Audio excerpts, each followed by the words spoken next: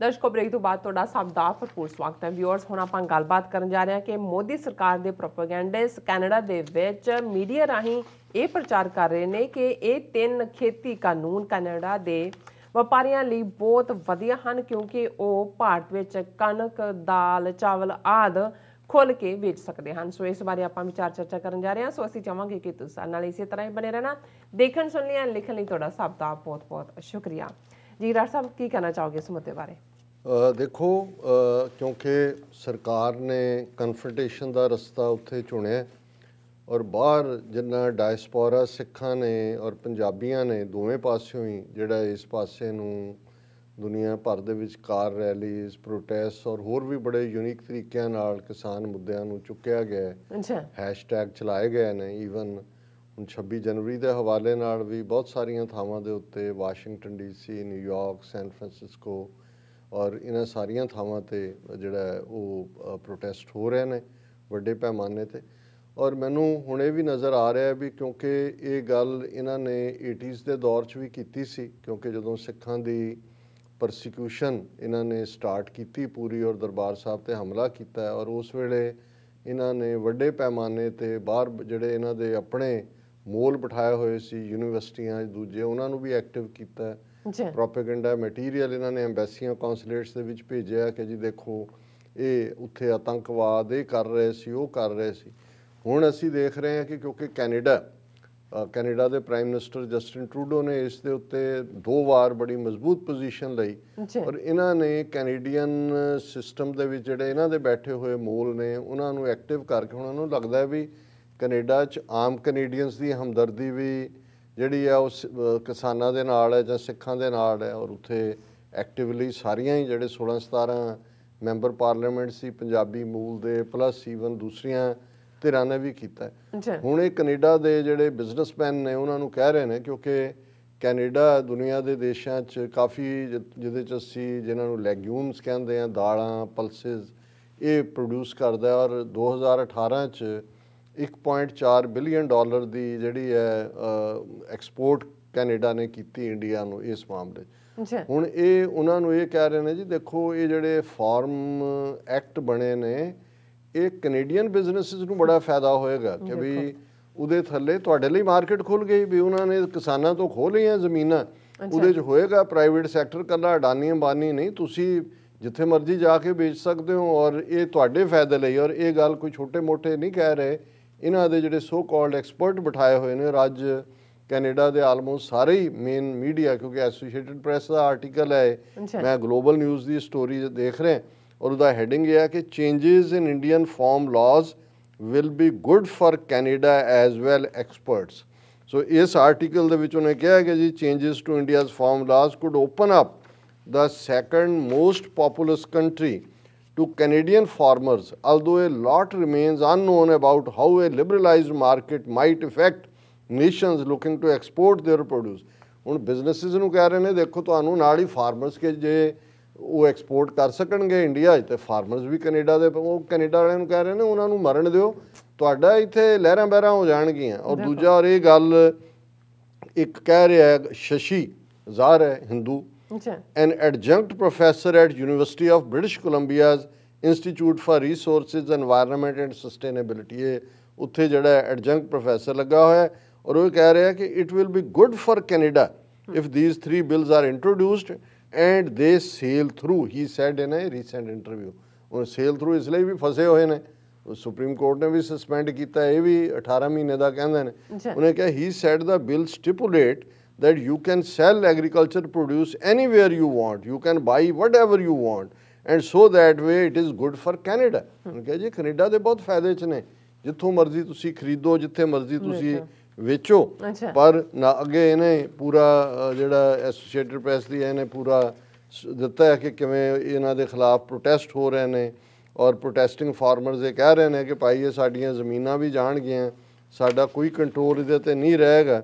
ਔਰ ਇਹ ਫਿਰ ਉਹਨਾਂ ਨੇ ਸਟੈਟਿਸਟਿਕ ਕੈਨੇਡਾ ਦਾ ਡਾਟਾ ਦਿੱਤਾ ਹੈ ਕਿ ਕਿਵੇਂ $1.4 ਬਿਲੀਅਨ ਦੀਆਂ ਲੈਗਿਊਮਸ, ਦਾਲਾਂ, ਪਲਸਿਸ, ਇਹ ਲੈਂਟਲਸ, ਇਹ ਸਾਰੀਆਂ ਜਿਹੜੀਆਂ ਨੇ ਇਹ ਜਿਹੜੀਆਂ ਐਕਸਪੋਰਟ ਹੋਈਆਂ ਸੀ। ਫਿਰ ਇੱਕ ਹੋਰ ਪ੍ਰੋਫੈਸਰ ਇਹਨਾਂ ਨੇ ਕੱਢ ਲਿਆ, ਇਹ ਵੀ ਜਿਹੜੀ ਹੈ ਰਾਜੀ ਜੈ ਰਮਨ, ਇਹ ਵੀ Hindu, an associate professor at the University of Toronto's Munk School of Global Affairs and Public Policy said Canadian exporters may benefit in the medium to long term, especially if there are further steps towards liberalizing agriculture markets in India. ਇਹ ਦੂਜੇ ਨੂੰ ਲਿਆਂਦਾ ਇੱਕ ਹੋਰ institute ਤੇ ਨੂੰ ਕਿ ਜੀ ਦੇਖੋ ਇਹ ਤਾਂ ਬਹੁਤ ਫਾਇਦਾ ਹੋਏਗਾ. The Farm Bill don't directly affect tariffs on agriculture imports to India, so any effect is going to be indirect. ਕਿ ਜੀ indirectly ਜਿਹੜਾ ਇਹਦਾ ਫਾਇਦਾ ਸਾਨੂੰ ਬਹੁਤ ਜ਼ਿਆਦਾ ਕੈਨੇਡੀਅਨਸ ਨੂੰ ਹੋਏਗਾ. ਔਰ ਇਹ ਔਰ ਉਹਦੇ ਤੇ ਉਹ ਨਾਲ ਟਵੀਟ ਕਰ ਰਹੇ, ironically this may help Canadian farmers who are able to sell their products to the Indian market more cheaply, ਕਿ ਜੀ ਉਹ ਉੱਥੇ ਵੇਚ ਸਕਦੇ ਨੇ. ਔਰ ਇਸੇ ਤਰ੍ਹਾਂ ਜਿਹੜਾ ਉਹਨਾਂ ਦਾ ਵਾਈਸ ਪ੍ਰੈਜ਼ੀਡੈਂਟ ਕਾਰਪੋਰੇਟ ਅਫੇਅਰਸ ਦਾ ਕੋਈ ਗ੍ਰੈਗ ਨੌਰਥੀ ਹੈ, ਉਹ ਕਹਿ ਰਿਹਾ the organisation is watching the developments in India closely and considering how they might affect farmers here. It is an important market for sure, one that we care about and one that we have had a long-standing relationship with and one we want to continue to export to, said Northey, whose organization represents growers, traders and processors. ਹੁਣ ਇਹ ਜਿਹੜੀਆਂ 3-4 ਸਟੇਟਾਂ ਦੇ ਵਿੱਚ ਵਪਾਰੀ ਬੈਠੇ ਨੇ ਜਿੱਥੋਂ ਇੰਡੀਆ ਨੂੰ ਇਹ ਲੈਂਟਲਸ, ਲੈਗਿਊਮਸ, ਪਲਸਿਸ ਐਕਸਪੋਰਟ ਹੁੰਦੇ ਨੇ, ਉਹਨਾਂ 'ਚ ਅਲਬਰਟਾ ਹੈ, ਸੈਸਕੈਚੁਅਨ ਹੈ, ਮੈਨੀਟੋਬਾ ਹੈ, ਉਹ ਸਾਰਿਆਂ ਨੂੰ ਕਹਿ ਰਹੇ ਨੇ ਜੀ ਇਹ ਤਾਂ ਤੁਹਾਡੇ ਫਾਇਦੇ 'ਚ ਨਹੀਂ. ਮਤਲਬ ਇਹ ਹੈ ਕਿ ਜਿਹੜੀ ਹਮਦਰਦੀ ਕੈਨੇਡਾ ਦੇ ਵਿੱਚ ਜਾਂ ਅਦਰ ਵੇ ਪੋਲੀਟੀਕਲੀ ਆ, ਉਹਨਾਂ ਨੂੰ ਕਹਿਣ ਜੀ ਫਿਰ ਜਿਹੜੇ ਪੋਲੀਟੀਸ਼ੀਅਨ ਨੂੰ ਸਪੋਰਟ ਕਰਨ ਕਹਿਣਗੇ ਦੇਖੋ ਇਹ ਤਾਂ ਕੈਨੇਡੀਅਨ ਫਾਰਮਰਸ ਦੇ ਅਗੇਂਸਟ ਭੁਗਤ ਰਹੇ ਨੇ ਕਿਉਂਕਿ ਇਹਨਾਂ ਨੂੰ ਫਾਇਦਾ ਹੋਣਾ. ਪਰ ਇਹਦੇ ਨਾਲ ਨਾਲ ਮੈਂ ਸਮਝਦਾ ਕਿ ਭਾਈ ਜੇ ਇਹਨਾਂ ਦਾ ਪ੍ਰੋਪੇਗੈਂਡਾ ਚੱਲ ਰਿਹਾ, ਪਰ ਉਹ ਵੀ ਨੇ ਜਿਵੇਂ ਇੱਕ ਮੈਗਿਲ ਇੰਟਰਨੈਸ਼ਨਲ ਰਿਵਿਊ ਦੇ ਵਿੱਚ ਇੱਕ ਬਹੁਤ ਅੱਛਾ ਆਰਟੀਕਲ ਮਿਸਟਰ ਰੋਬਿਨ ਵਾਚਲੈਟ ਉਹਨਾਂ ਨੇ ਦਿੱਤਾ ਹੈ ਔਰ ਉਹਦਾ ਹੈਡਲਾਈਨ ਇਹ ਹੈ voices from the margin Punjabi farmers and Modi's farms bills. ਹੁਣ ਉਹਦੇ 'ਚ ਉਹਨਾਂ ਨੇ ਕਿਹਾ ਕਿ ਵੀ ਇਹ ਜਿਹੜੀਆਂ ਉਹ ਆਵਾਜ਼ਾਂ ਜਿਨ੍ਹਾਂ ਨੂੰ ਖੂੰਜੇ ਲਾ ਦਿੱਤਾ, ਕਿਉਂਕਿ ਮੇਨ ਸਟਰੀਮ ਜੇ ਹੁਣ ਕੈਨੇਡਾ 'ਚ ਬਹਿ ਕੇ ਕਹਿ ਰਹੇ ਨੇ ਜੀ ਇਹ ਤਾਂ ਕੈਨੇਡਾ ਦੇ ਫਾਰਮਰਸ ਦੇ ਹੱਕ 'ਚ ਹੈ, ਇੱਥੋਂ ਦੇ ਵਪਾਰੀਆਂ ਦੇ ਹੱਕ 'ਚ ਹੈ. ਪਰ ਉਹਨੇ ਇੱਕ ਪੂਰਾ ਕੇਸ ਬਣਾਇਆ ਉਹਨਾਂ ਨੇ ਕਿ ਭਾਈ ਕਿਵੇਂ 80s ਦੇ ਵਿੱਚ ਇਹਨਾਂ ਨੇ ਸਿੱਖਾਂ ਨੂੰ ਟਾਰਗੇਟ ਕੀਤਾ ਜਦੋਂ ਕਿ ਉਹ ਫੈਡਰਲ ਸਿਸਟਮ ਦੀ ਮੰਗ ਕਰ ਰਹੇ ਸੀ. ਔਰ ਇਸ ਸਾਰੇ 'ਚੋਂ ਉਹਨਾਂ ਨੇ ਇਹ ਕਿਹਾ ਕਿ ਮੋਦੀ ਜਿਹੜਾ ਕਿ ਇੱਕ ਹਿੰਦੂ ਤੋਂ ਵੀ ਏਜੰਡੇ ਨੂੰ ਪਰਸਿਊ ਕਰ ਰਿਹਾ, ਉਹਨਾਂ ਨੇ ਇਸ ਸਾਰੇ ਦੇ ਵਿੱਚ ਇਹ negatively impact farmers revenue and further alienate Sikh populations in India. ਇਹਨੇ ਪੂਰਾ ਕੇਸ ਬਿਲਡ ਕੀਤਾ ਕਿ ਵੀ ਇਹ ਕਿਵੇਂ ਸਿੱਖਾਂ ਨੂੰ ਹੀ ਟਾਰਗੇਟ ਕਰਦੇ ਨੇ, ਕਿਉਂਕਿ ਪੰਜਾਬ ਦਾ ਜਿਹੜਾ ਸਾਰਾ ਬੇਸ ਹੈ ਔਰ ਪੂਰਾ ਫਿਰ ਗ੍ਰੀਨ ਰੈਵੋਲੂਸ਼ਨ ਦਾ ਜ਼ਿਕਰ ਹੈ ਕਿ ਕਿਵੇਂ ਉਹਨਾਂ ਨੇ ਆਪਣਾ ਖੇਤ ਖਰਾਬ ਕਰਵਾਏ ਗ੍ਰੀਨ ਰੈਵੋਲੂਸ਼ਨ, ਕਿਉਂਕਿ ਉਦੋਂ ਐਕਸਪੈਰੀਮੈਂਟ ਹੋ ਰਿਹਾ ਸੀ ਕਿ ਨਵਾਂ ਜਿਹੜਾ ਚੇਂਜ ਕੀਤੇ ਬੀਜ ਸੀ ਔਰ ਉਸ ਫਰਟੀਲਾਈਜ਼ਰਸ ਔਰ ਦੂਸਰਾ.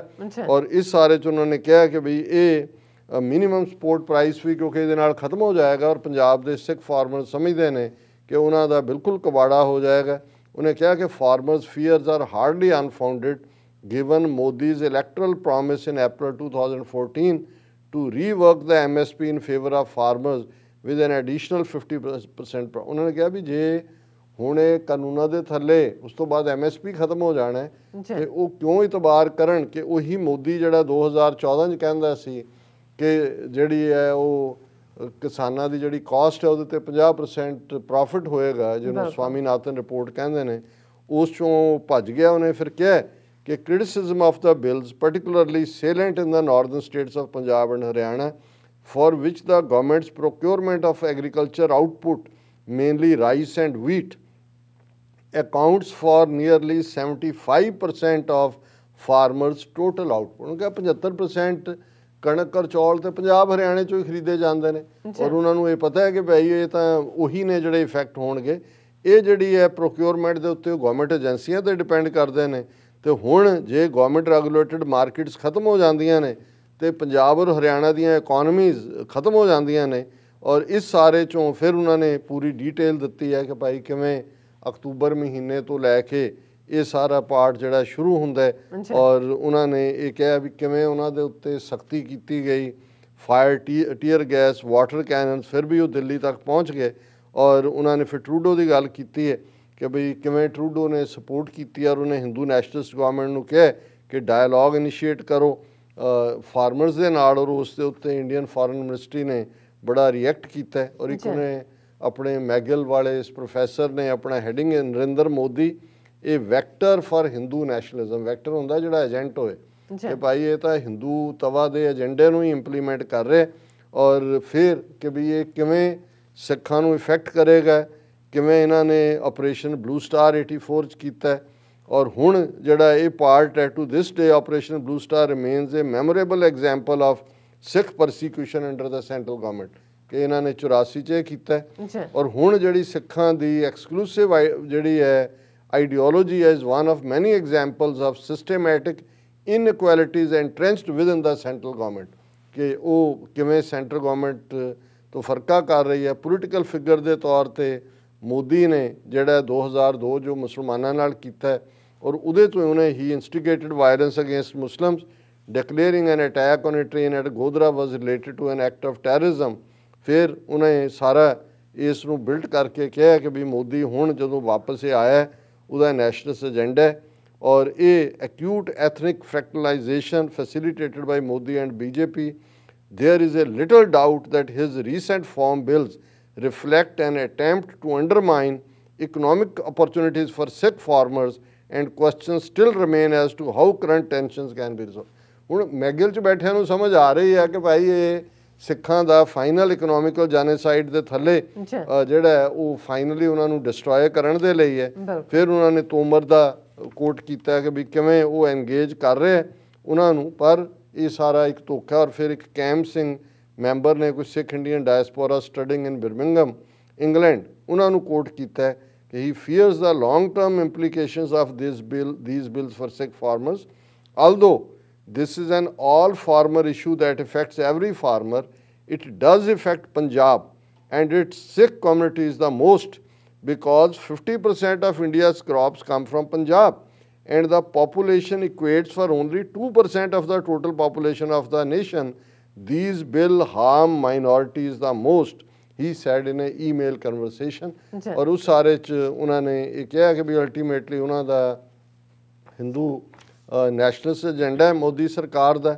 Media are trying to portray Sikhs as terrorist for protesting against the bills ਕਿ ਵੀ ਉਹ ਸਿੱਖਾਂ ਨੂੰ ਪਹਿਲਾਂ ਹੀ ਜੋ 80s 'ਚ ਉਹਨਾਂ ਨੇ ਕੀਤਾ ਉਹ ਕਰ ਰਹੇ ਨੇ। Very of potentially disasters consequences came mentioned ਕਿ ਵੀ ਕਿੰਨੇ ਹਜ਼ਾਰ ਜਿਹੜੇ ਨੇ ਫਾਰਮਰ ਪਹਿਲਾਂ ਹੀ ਸੁਸਾਈਡ ਪੰਜਾਬ 'ਚ ਕਰ ਚੁੱਕੇ ਨੇ। ਹਰ ਰੋਜ਼ ਐਵਰੇਜ ਇੱਕ ਸੁਸਾਈਡ ਹੁੰਦਾ ਔਰ ਹੁਣ ਉਹਨਾਂ ਨੇ ਕਲੋਜ਼ ਕੀਤਾ ਹੈ ਕਿ several additional rounds of talks between government and farmers ਜਿਹੜੇ ਨੇ ਉਹ ਫੇਲ ਹੋ ਚੁੱਕੇ ਨੇ। ਪ੍ਰੋਟੈਸਟ ਜਿਹੜੇ ਨੇ ਉਹ ਜਿਹੜੇ ਨੇ ਉਹਨਾਂ 'ਚ ਗਿਣਤੀ ਵੱਧ ਰਹੀ ਹੈ। ਫਾਰਮਰ ਯੂਨੀਅਨ ਉਹਨਾਂ ਨੂੰ ਬੈਕ ਕਰ ਰਹੀਆਂ ਨੇ, ਸਿਵਿਲੀਅਨਸ ਵੀ ਨੇ ਜਿਹੜੇ ਸਿੰਪੈਥਾਈਜ਼ ਕਰਦੇ ਨੇ। Protest in solidarity with Indian farmers have emerged in major cities across the world including Canada's largest urban areas in Montreal, Toronto, Vancouver, harboring the slogan, if you ate today, thank a farmer. ਕਿ ਵੀ ਇਹ ਨਾਰਿਆਂ ਦੇ ਨਾਲ ਸਾਰੇ ਪਾਸੇ protest ਨੇ। The ever increasing scope of the protest will make it increasingly difficult for Modi and BJP to ignore farmers' complaints, especially with the support of civilians and international civil society, therefore fueling new hope for Indian farmers. ਸੋ ਇਹ ਕਿਉਂਕਿ ਕੁਛ ਦਿਨ ਪਹਿਲਾਂ ਉਹਨਾਂ ਨੇ ਲਿਖਿਆ ਸੋ ਇਹ ਜਿਹੜਾ ਲਾਸਟ ਦਾ ਅੱਜ ਟੁੱਟਿਆ 11ਵੀਂ ਗੱਲਬਾਤ ਦਾ ਸੋ ਉਹਨਾਂ ਨੂੰ ਸੀ ਕਿ ਵੀ ਜਿਹੜਾ ਇੰਟਰਨੈਸ਼ਨਲ ਸਿਵਲ ਸੁਸਾਇਟੀ ਖੜੀ ਹੈ, ਪ੍ਰੈਸ਼ਰ ਬਿਲਟ ਹੋ ਰਿਹਾ ਹੈ, ਇਹ ਸ਼ਾਇਦ ਜਿਹੜਾ ਉਸ ਦੇ ਉੱਤੇ ਕਰਨ। ਔਰ ਇਹਦੇ ਨਾਲ ਹੀ ਇੱਕ ਆਰਟੀਕਲ ਬੜੀ ਡੀਟੇਲ ਦੇ ਵਿੱਚ ਜਿਹੜਾ CNN ਨੇ ਕੈਰੀ ਕੀਤਾ ਓਪੀਨੀਅਨ ਪੇਜ 'ਚ, ਇਹ ਦੋਨੋਂ ਹੀ ਸਿੱਖ ਬੱਚੇ ਨੇ, ਇੱਕ ਸਿਮਰਨਜੀਤ ਸਿੰਘ ਹੈ, ਇੱਕ ਡਾਕਟਰ ਗੁਨੀਸ਼ਾ ਕੌਰ, ਦੋਨੋਂ ਪ੍ਰੋਫੈਸਰ ਨੇ। ਔਰ ਇਹਦਾ ਇਹ ਬਹੁਤ ਬੋਲਡ ਜਿਵੇਂ ਰੂਪੀ ਕੌਰ ਦਾ ਸੀ ਵਾਸ਼ਿੰਗਟਨ ਉਵੇਂ ਦਾ ਹੀ ਆਰਟੀਕਲ ਹੈ। ਔਰ ਉਹਦੇ 'ਚ ਉਹਨਾਂ ਨੇ ਹੈਡਲਾਈਨ ਇਹ ਹੈ ਕਿ Indian farmers are right to be outraged, ਕਿ ਜਿਹੜਾ ਗੁੱਸੇ 'ਚ ਨੇ। ਔਰ ਉਹਦੇ 'ਚ ਉਹਨਾਂ ਨੇ ਪੂਰਾ ਜਿਹੜਾ ਉਹ ਕੇਸ ਬਿਲਡ ਕੀਤਾ ਕਿ ਕਿਵੇਂ ਇਹਨਾਂ ਨੇ ਪਾਣੀ ਪੰਜਾਬ ਦਾ ਲੁੱਟਿਆ, ਕਿਵੇਂ ਦਰਬਾਰ ਸਾਹਿਬ 'ਤੇ ਅਟੈਕ ਕੀਤਾ, ਕਿਵੇਂ ਇਸ ਸਾਰੇ ਬਹਾਨੇ ਦੇ ਨਾਲ ਜਿਹੜਾ 20 ਸਾਲਾਂ ਦੇ ਵਿੱਚ ਗ੍ਰੀਨ ਰੈਵੋਲੂਸ਼ਨ ਦੀ ਸ਼ੁਰੂਆਤ ਕਰਨ ਦੀ ਲਾਈਨ 60ਵੇਂ 'ਚ ਉਸ ਦਾ ਅਲਟੀਮੇਟਲੀ ਪੰਜਾਬ ਦੀ ਜ਼ਮੀਨ, ਕੈਂਸਰ ਇਨਸੀਡੈਂਸ, ਕਿਵੇਂ ਕੈਂਸਰ ਟ੍ਰੇਨਾਂ ਉੱਥੋਂ ਚੱਲ ਰਹੀਆਂ ਨੇ ਜੀ ਔਰ ਉਹਦਾ ਬਰੰਟ ਜਿਹੜਾ ਪੰਜਾਬ ਨੇ ਔਰ ਸਿੱਖਾਂ ਨੇ ਚੱਲਿਆ ਉਹ ਸਾਰੇ ਦਾ। ਔਰ ਹੁਣ ਇਹ ਈਵਨ ਉਹਨਾਂ ਨੂੰ ਡੀਪੋਜੈਸ ਕਰ ਰਹੇ ਨੇ ਉਹ ਸਾਰੀਆਂ ਚੋਂ ਜਿਹੜੀਆਂ ਥੋੜੀ ਬਹੁਤ ਗਰੰਟੀ ਐਮਐਸਪੀ ਔਰ ਦੂਸਰਿਆਂ ਦੀ ਸੀ। ਜੀ ਔਰ ਇਹ ਜਿਹੜਾ ਮੋਦੀ ਦਾ ਇਹ ਕਹਿਣਾ ਹੈ ਕਿ ਜੀ ਇਹ ਤਾਂ ਫਾਰਮਰਸ ਨੂੰ ਬੈਨੀਫਿਟ ਕਰਨ ਲਈ ਐਵੇਂ ਨਹੀਂ ਹੈ। ਇਹ ਜਿਹੜਾ ਇਸ ਵੇਲੇ ਬਲੀਕ ਇਕਨੋਮਿਕਲ ਆਊਟਲੁੱਕ ਹੈ। ਭਾਰਤੀ ਕਿਸਾਨ ਯੂਨੀਅਨ ਨੇ ਇਹ ਕਿਹਾ ਕਿ ਭਾਈ 90,000 ਕਿਸਾਨਾਂ ਨੇ 1990 ਤੋਂ 2006 ਤੱਕ 16 ਸਾਲਾਂ 'ਚ ਜਿਹੜਾ ਉਹ ਸੁਸਾਈਡ ਕੀਤਾ ਜੀ ਔਰ ਪਿਛਲੇ 2 ਸਾਲਾਂ ਦੇ ਵਿੱਚ ਹੀ alone same union has documented more than 1000 cases an average of more than 1 suicide per day। ਔਰ ਇਹ ਸਾਰੇ 'ਚੋਂ ਉਹਨਾਂ ਨੇ ਫਿਰ ਕੋਟ ਕੀਤਾ centre for human rights global justice at New York university found ਕਿ ਵੀ ਬਾਕੀ ਵੀ ਕਿਸਾਨਾਂ ਦਾ ਭਾਰਤ ਦੇ ਵਿੱਚ ਕੀ ਹਾਲ ਹੈ। ਸੋ ਇਹ ਲੰਬਾ ਆਰਟੀਕਲ ਹੈ, ਮੈਂ ਵਕਤ ਵੱਲ ਵੀ ਦੇਖ ਰਿਹਾ ਪਰ ਇਨ ਦਾ ਐਂਡ ਉਹਨਾਂ ਨੇ ਕਲੋਜ਼ ਇਹੀ ਕੀਤਾ ਕਿ the big picture here is that India must begin to value the lives of its own citizens over the potential economic gains for its nation by putting its perceived interests over the well-being of its people. The Indian government is not just harming those it is meant to serve, it is also undermining itself and putting the country's stability at risk। ਜੀ ਭਾਈ ਇਹ ਦੇਸ਼ ਜਿਹੜਾ ਹੈ ਇਹ ਸਥਿਰ ਨਹੀਂ ਰਹੇਗਾ। ਬਿਲਕੁਲ ਸੋ ਅਸੀਂ ਸਮਝਦੇ ਹਾਂ ਵੀ ਇਹ ਇੱਕ ਪੋਜ਼ਿਟਿਵ ਗੱਲ ਹੈ ਕਿ ਜਿੱਥੇ ਇਹਨਾਂ ਦੇ ਮੋਦੀ ਦੇ ਪ੍ਰੋਪੇਗੈਂਡਿਸਟ ਆਪਣਾ ਖੇਡ ਰਹੇ ਨੇ ਉੱਥੇ ਅੱਜ ਸਾਡੇ ਬੱਚੇ ਬੱਚੀਆਂ ਜਿਹੜੇ ਇਸ ਲੈਵਲ ਤੇ ਯੂਨੀਵਰਸਿਟੀਆਂ 'ਚ ਪ੍ਰੋਫੈਸਰ ਨੇ ਉਹ ਵੀ ਕਾਊਂਟਰ ਕਰ ਰਹੇ ਨੇ। ਔਰ ਮੈਗਿਲ ਯੂਨੀਵਰਸਿਟੀ ਦੇ ਉਸ ਪ੍ਰੋਫੈਸਰ ਵਾਂਗ ਜਿਹੜੇ ਸਿਵਲ ਸੁਸਾਇਟੀ ਦੇ ਲੋਕ ਇਹਨਾਂ ਮੁਲਕਾਂ 'ਚ ਨੇ ਉਹ ਵੀ ਦੱਸ ਰਹੇ ਨੇ ਕਿ ਕਿਵੇਂ ਸਿੱਖਾਂ ਨੂੰ ਮਾਰਜਨਲਾਈਜ਼ ਕਰ ਦਿੱਤਾ ਇਹਨਾਂ ਨੇ ਪਹਿਲਾਂ ਹੀ ਔਰ ਹੁਣ ਇਹ ਫਾਰਮਰਸ ਰਿਫਾਰਮ ਐਕਟਸ ਦੇ ਨਾਂ ਥੱਲੇ ਐਕਚੁਅਲੀ ਇਹ ਸਿੱਖ ਕਿਰਸਾਨੀ ਔਰ ਪੰਜਾਬ ਦੀ ਇਕੋਨਮੀ ਔਰ ਸਿੱਖਾਂ ਦਾ ਇਕਨੋਮਿਕਲ ਜੈਨੋਸਾਈਡ ਉਸ ਦਾ ਹੀ ਰਾਹ ਪੱਧਰਾ ਕਰ ਰਿਹਾ। ਬਿਲਕੁਲ ਡਾਕਟਰ ਸਾਹਿਬ ਤੁਹਾਡਾ ਬਹੁਤ ਬਹੁਤ ਸ਼ੁਕਰੀਆ। ਸਾਥ ਲੈਣੇ ਬ੍ਰੇਕ ਵਿਊਅਰਸ ਤੁਸੀਂ ਸਾਨੂੰ ਇਸੇ ਤਰ੍ਹਾਂ ਹੀ ਬਣੇ ਰਹਿਣਾ। ਮਿਲਦੇ ਹਾਂ ਆਫਟਰ ਦਿਸ ਸ਼ਾਰਟ ਬ੍ਰੇਕ।